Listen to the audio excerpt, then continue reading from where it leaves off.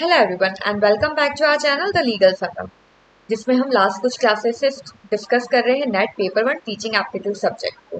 पिछले कुछ क्लासेस में हमने पढ़ा है कॉन्सेप्ट ऑफ टीचिंग, जिसमें हमने टीचिंग को डेफिनेशंस को पढ़ने की कोशिश की। टीचिंग की जो इम्पोर्टेंट डेफिनेशंस है जो बुक में दी गई है, और इस डेफिनेशन के जो इम्पोर्टेंट की पॉइंट्स है जिससे हम डेफिनेशन को याद रख सके, वो हमने देखा।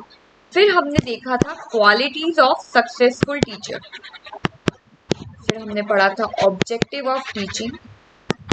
कॉन्सेप्ट ऑफ टीचिंग में हमने पढ़ा था traditional and modern method of teaching.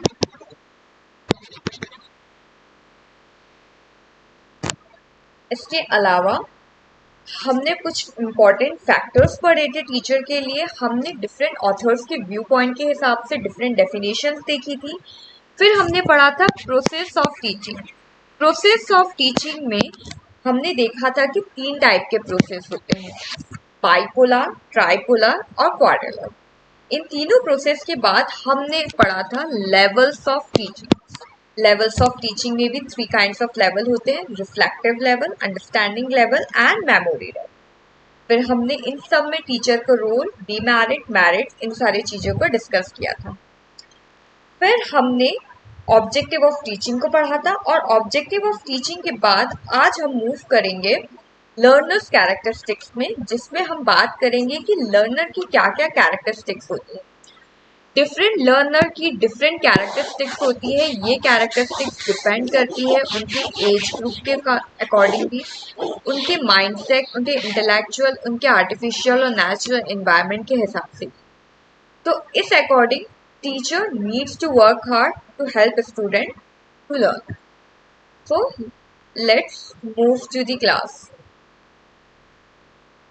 तो लर्नर को बेसिकली दो पार्ट में डिवाइड किया गया है। एक होते हैं एडोलसेंट और दूसरे होते हैं एडल्ट लर्नर। दोनों ही के बीच में ही कुछ ना कुछ डिफरेंस होते हैं। आज की क्लास में हम बेसिकली डील करेंगे एडोलसेंट से, कि एडोलसेंट कौन होते हैं, इनकी क्या एज होती है, इनके स्टेजेस क्या होते हैं और उन स्टेज में इनके माइंडसेट क्या होते हैं। एडोलसेंट को बेसिकली टीनेजर भी बोला जाता है। क्यों? क्योंकि ये टीन एज से शुरू होता है। Teen age means age of 13, 14, 15, मतलब जो भी एज ग्रुप में आखिर में टीन आता है, that is termed as the teenager in a very layman and simple meaning. But again different authors के साथ इसकी एज में भी बहुत सारे डिफरेंट क्लासिफिकेशंस है जो हम आज की क्लास में पढ़ेंगे। स्टार्ट करते हैं क्लास को एक बहुत अच्छे कोट से जो महात्मा गांधी ने लिया था। Live as if you were to die tomorrow. Learn as if you were to live forever. So let's start. Learning. Learning जो है ये ऑन गोइंग प्रोसेस है, ये कंटिन्यूस प्रोसेस है। अगर आप आज लर्न करते हो, कल पढ़ाई छोड़ देते हो और अचानक से एक महीने के बाद फिर से लर्निंग स्टार्ट करते हैं, तो इट्स ऑब्वियस कि आपने जो एक महीने पहले पढ़ा होगा वो आप भूल गए होंगे। तो it's an ongoing process, ये कंटिन्यूस है। और लर्निंग करने से it becomes very easy to adapt to the human being. जो भी न्यू चीजें आ रही हैं हम उसको इजीली अडॉप्ट कर सकते हैं। और डिफरेंट टाइप्स ऑफ लर्नर्स होते हैं, और सबकी जो लर्निंग स्किल होती है ये डिपेंड करता है सबके इंटेलेक्चुअल के ऊपर। इंटेलेक्चुअल एबिलिटी बहुत इंपॉर्टेंट रोल प्ले करती है हर लर्नर के लिए। अब जैसे कि आज की क्लास में हम डिस्कस करेंगे एडोलसेंट को। तो एडोलसेंट लर्नर कौन होते हैं? एडोलसेंट लर्नर वो होते हैं जिनको अपनी आइडेंटिटी को अचीव करना है after a certain age. Her student के लिए, हर इंसान के लिए ज़रूरी हो जाता है कि वो अपनी इमेज, अपनी आइडेंटिटी खुद बनाना चाहते हैं। वो हर किसी न किसी गोल को अचीव करना चाहते हैं। उनके माइंड में कुछ ना कुछ बनने की चाह होती है, and that is an adolescent learner. Depending upon their own goal in life, वो अपने स्टडीज को, अपने लर्निंग टेक्निक्स को उस वे में बिल्डअप करते हैं। स्टेजेस ऑफ लर्निंग की बात करते हैं तो बेसिकली तीन स्टेजेस होते हैं एडोलसेंट के। पहला है early, next is middle and the last one is late.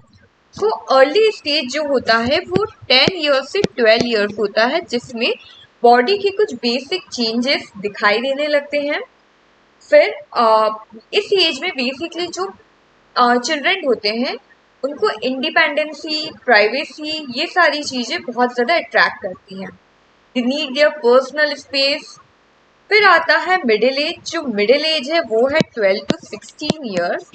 इस एज में बहुत सारे हार्मोनल ग्रोथ होने लगते हैं, हार्मोनल चेंजेस होते हैं बॉडी में। एंड बेसिकली जो एडोलसेंट होते हैं इस एज के, they become with more emotions and feelings, try to understand the emotions and feelings of the person.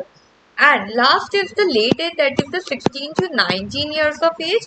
इस एज में काफी ट्रांसफॉर्मेशन होता है, क्योंकि ये लास्ट स्टेज होती है एडोलसेंट की। इस स्टेज के बाद जो पर्सन होता है, it moves to the final stage of adolescent and start moving towards the new stage, that is of adulthood. यहाँ से ट्रांसफॉर्मेशन शुरू होता है एडोलसेंट से एडल्टहुड की तरफ। अब डिफरेंट ऑर्गेनाइजेशन, डिफरेंट ऑथर्स के हिसाब से कुछ डिफरेंट डेफिनेशन है। जैसे कि वर्ल्ड हेल्थ ऑर्गेनाइजेशन का मानना है कि एडोलसेंट एक ऐसा एज ग्रुप है जो 10 टू 19 ईयर्स ऑफ एज में रहता है। तो ये एक इम्पॉर्टेंट डेफिनेशन है जो एग्जाम के व्यू पॉइंट से है कि WHO के हिसाब से एडोलसेंट की क्या एज है।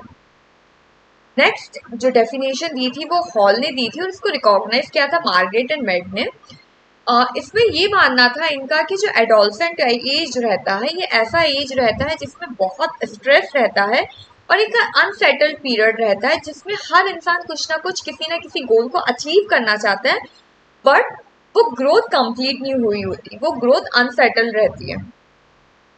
नेक्स्ट हम डिस्कस करते हैं डिफरेंट एरियाज। अलग अलग एरियाज में, अलग अलग सेक्टर्स में एडोलसेंट की डिफरेंट डिफरेंट मीनिंग है। अगर एकेडमिकली देखें तो ये वो टाइम होता है जो हाई स्कूल में और अर्ली कॉलेज पीरियड में स्टडीज के लिए टाइम को स्पेंड किया जाता है। साइकोलॉजिकली देखें तो ये वो टाइम पीरियड है जिसमें बहुत सारे ट्रांजिशन होते हैं, cognitive, intellectual, physical, personality growth और सोशल चेंजेस होते हैं। सोशोलॉजिकली अगर हम बात करते हैं तो ये डिपेंडेंसी एक गैप को फिल करता है, मतलब एक पर्सन कंप्लीटली धीरे धीरे ग्रेजुअली इंडिपेंडेंट होने लगता है और एक सेल्फ सफिशिएंट एडल्टहुड में ट्रांसफॉर्म होने लगता है। और इसी चीज को अगर हम मेडिकल व्यू पॉइंट से देखें तो इसमें बहुत सारे बॉडी में ग्रोथ होते हैं, बायोलॉजिकल चेंजेस होते हैं, हार्मोनल चेंजेस होते हैं। तो different areas and different sectors में इसके डिफरेंट मीनिंग्स होते हैं।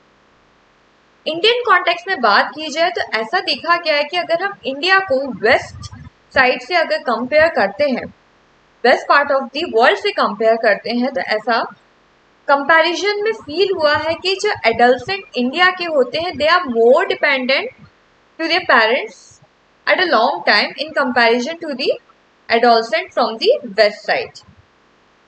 Next is the concept of delayed adolescent. ये जो डिलेड एडोलसेंट है, ये जो क्राइटेरिया है, ये मोस्टली सिर्फ इंडिया में देखा गया है। क्यों देखा गया इंडिया में? रीजन ये है क्योंकि लॉन्ग टाइम तक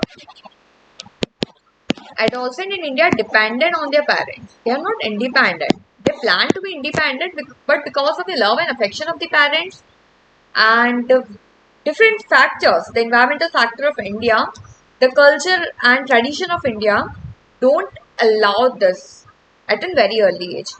तो ये इमोशनली काफ़ी डिपेंडेंट होते हैं एडोलसेंट अपने पेरेंट्स को लेके, और ये जो इमोशनल डिपेंडेंट होता है ये काफ़ी long lasting, in fact 21 to 25 years तक लास्ट करता है।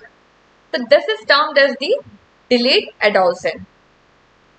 वेल, ये जो क्लास हमने पढ़ा, आज जो टॉपिक्स हमने डिस्कस किए, इसमें से WHO का जो एज क्राइटेरिया है that becomes one of the important area जहाँ से क्वेश्चन अराइज हो सकता है। बाकी is a very general topic which has been discussed.